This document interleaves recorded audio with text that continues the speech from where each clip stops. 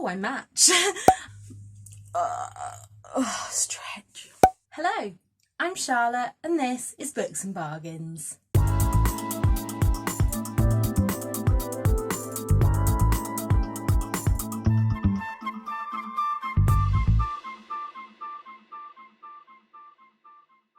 Today as I'm filming, it is the 31st of July and it is ridiculously hot. I'm not sure how much I'm going to get done today, so I'm trying to get this done early, but it's like 10 AM and I think it's already over 30 degrees. And if you've been watching my channel for a while, you know that this girl does not deal well with heat. Anyway, let's get into my July wrap up. I haven't done vlog style this month. I've been trying to work out kind of the best way to do things because I'm obviously now doing my weekly vlogs, and while I'm doing them I forget to vlog when I finish a book, so I don't know whether to include when I finish a book in my weekly vlogs and then just do this wrap up every month. Let me know below what you think. July has been a bit of a weird month. I feel like, especially for the latter half of it, I've been in a bit of a reading slump. I don't know if that was because I've had too many things that I've had to read. I went on a bit of a NetGalley spree the other month and I've been trying to get through them, but I've said before I'm a real mood reader. So I think at the moment I have about 7 books on the go because I just can't stick to one. Although I did start reading Noah Could Never last night and I think that I'll power through that one because I'm loving it. So this month I read 11 books and DNF'd 4. My average star rating was a 4-star. So it's not been too bad a month, but I think I'm going to start from the bottom and work my way up. So the first 3 books that I DNF'd were all from NetGalley. The first one being First Do No Harm. Now, I heard about this on somebody's channel and they kind of pitched it as a lesbian Grey's Anatomy and I was totally sold, but it was just boring. The characters just had no real personality to them and it was just bad. It just didn't draw me in at all and I just couldn't finish it because I was just like, this is boring. This is really, really boring. So that was that one. I then DNF'd The Life We Almost Had. Now this is more of a DNF for now. 2 first loves meet up again. And it had a really great premise and it started off with the main character writing a letter and you kind of went back into their history. The reason that I DNF'd this one is that it was coming up to 6 months after my hysterectomy and I was feeling a little bit delicate, and content warnings for infertility and endometriosis in this one, and it just wasn't for me at the time. I do think that I will go back to that one though when I'm feeling a bit stronger, so that's more of a DNF for now rather than a straight out DNF. The next one is a straight out DNF and that is The Friendship List. I got about 10 pages into it, and to say this is a new release, I'm going to talk about this a lot in this video. When something is quite old, I will kind of forgive diet culture references that maybe are not so PC today, but at the time they were written were okay, if that makes sense. But this one is a new one, and I think there was her male friend was talking about her dressing frumpy and if she just made a bit of an effort, and there was all talk of calories and carbs and she was freaking out over fried chicken, and I was just like, no. In 2020, I do not need to give my time to books like that when there are so many books that either have fat characters that are amazing or just don't play into the lazy stereotypes. So that got DNF'd. And then the last one that I DNF'd was Carol Matthews' Let's Meet on Platform 8. This is the first Carol Matthews that I've read and I could tell from the style of writing that I will enjoy it. There are a few bits in this that made me laugh. However, the whole premise of this story is that our main character Terry meets Mr. Right on platform 8, and he turns out to be married, and they start having an affair, and I just felt like the author wanted me to root for them, and I just couldn't. I just can't root for two characters, especially him, who is cheating on his wife and making all the excuses for it, and I just couldn't. I was going to keep reading to see how it turned out, but I went onto Goodreads, read some reviews and thought, nah, not for me. So I DNF'd that one. I then rated 2 books 2 stars, and the first of these was The Staycation by Michelle Gorman. I really had high hopes for this book after loving The Curvy Girls Club, and it just fell completely flat for me.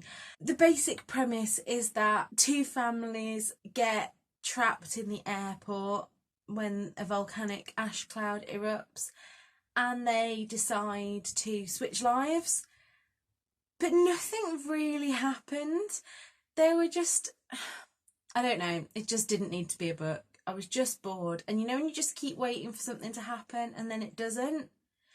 And I can cope with books where not a lot of action happens. I don't need a book to be action filled, but I just didn't connect to any of the characters. I think there were a few themes just thrown in just because, and yeah, I really didn't like that book. And then the next one is another that I thought had huge potential but just fell flat, and that was Annika Henry's Gender Rebels. It was 50 influential cross-dressers, impersonators, name changers and game changers.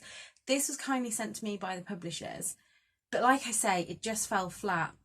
The people in it were really interesting people, but it was written like it was written by a child.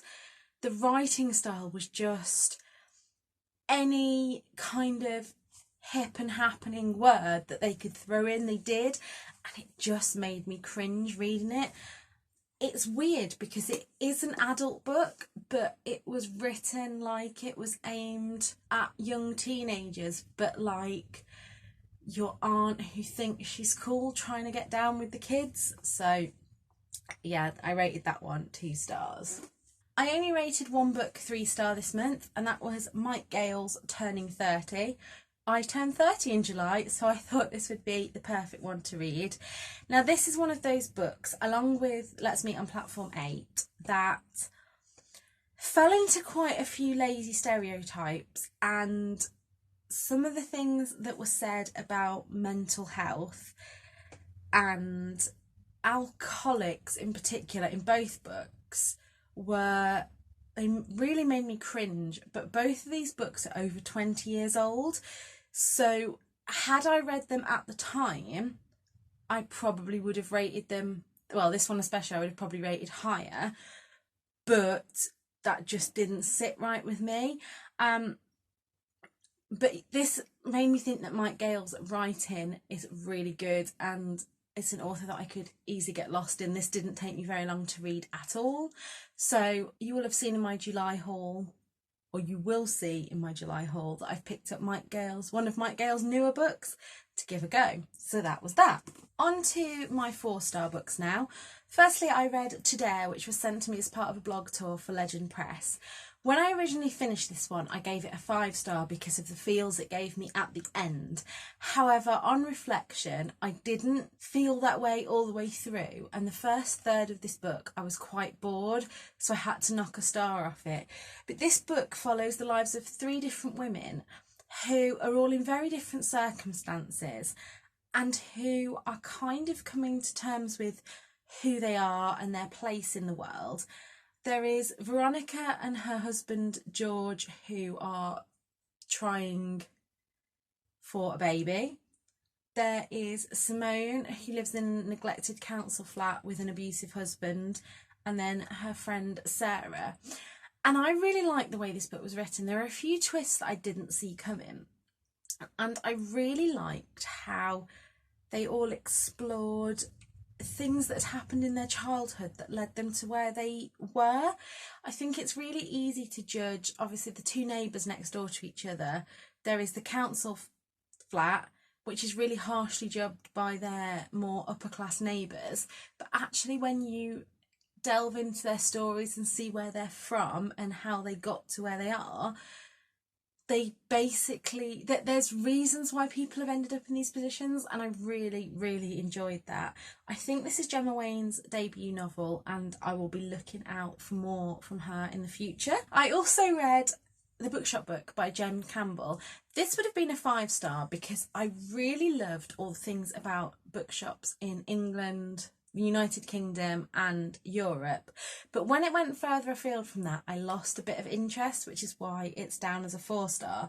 So this is a non-fiction book all about bookshops in the UK, and quite excitingly I started reading this just before we went on our little adventure last week, and it had a few of the bookshops that I was going to visit, like Scarthin Books, and it really made me excited to go and see them. It was really nice to have the extracts from booksellers and authors talking about their favourite bookshops and why, so I would recommend you pick that one up. I would love for Jen Campbell to do an updated version with just UK and Ireland. That would be perfect for me. Then that would probably get a 5-star. So let's move on to the 5 stars. I'm going to start with the 3 that I read on NetGalley and then crescendo up into my very favourite book of the month.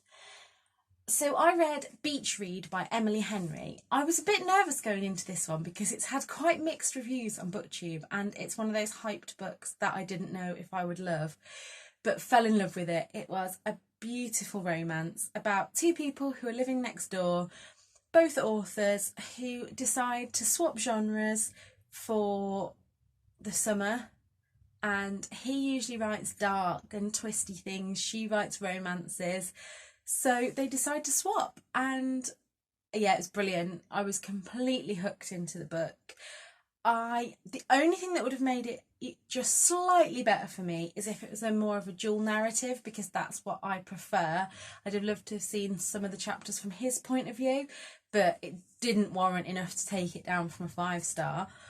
That is going to be released at the end of August, so if you want to pre-order it, there'll be a link below. I then also read The Safe Place by Anna Downs, and this was everything I like from a thriller. It was the creepy, claustrophobic setting. Weirdly, I guessed a few of the twists quite early on in this book, but it didn't put me off it, which is why I gave it a 5-star, because there were a few clues early on that I went, yeah, I know where this is going to end, but I still really, really enjoyed it. There are a few little niggly bits that didn't quite add up for me as well, but still, I loved it.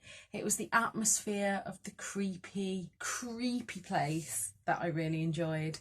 That is my bag. Any thriller that has a creepy closed off setting, and I won't sleep for weeks, but I'll enjoy myself. And then the last one that I read on NetGalley was Here is the Beehive by Sarah Crossan.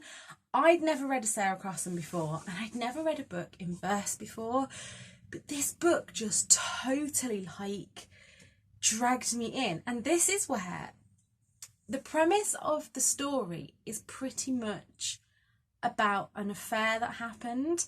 I don't want to give too much away, but it's the person, the girl that was in the affair, looking back on it. And I really, really hated the main character. But this is where I say I don't have to like a character to love a book. And just the way this was written, because it felt like the author was remaining neutral, whereas in the Carol Matthews, I felt like she was pushing me to empathise with the characters and feel sorry for them, and I didn't like that. Whereas in Sarah Crossan's book, it didn't feel like that. It felt like she was just laying it out that this is what happened and make up your own mind how you feel about the characters. And yeah, I read that in one night because I was just totally immersed in it.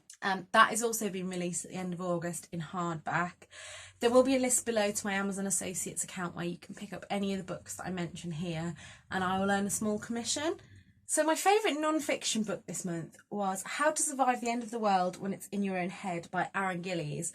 I listened to the audiobook of this along with reading along, and it was just great. It was so sarcastic and dark in places, but mostly just It made me understand my anxiety more, and it almost made me laugh at my anxiety, which is just what I needed. And then finally, my top book of July is Cinderella is Dead.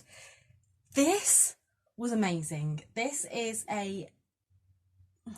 it's not really a retelling of Cinderella, because at the beginning of the book, it's a village that almost sees Cinderella like their Bible, like, you know, it tells you that this is the Cinderella and Prince Charming, and this is what happened, and we should all aspire to be like Cinderella, you know, to keep girls in their place.